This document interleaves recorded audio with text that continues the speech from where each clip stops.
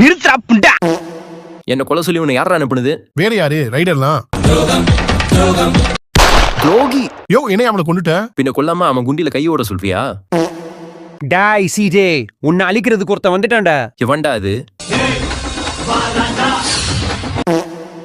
Baby, இங்க எதுக்கு என்ன கூப்பிட்டு வந்திருக்க? விரல விட்டு ஆட்ட வந்திருக்க. டேய் டாமி, நீயாடா?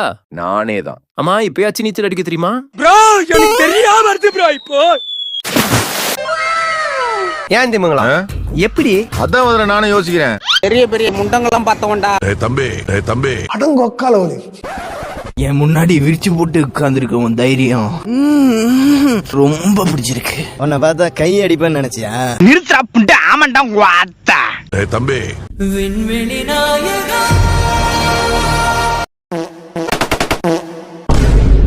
ஜான்விக் நீயா? அவசரப்பட்டு என் தலைவனை தொட்டுட்டீங்களேடா. யாரா அவன் தலைவன்? சிஜே. ஹே எப்படி? இந்த வேலையில இருந்து உனக்கு விடுதலை கிடைக்கணும்னா சிஜேவை கொல்லு. இப்படி பேதியில போயிட்டே சிஜே. இவனை நான் உயிரோட கொண்டு வரேன். வந்துட்டேன்டா.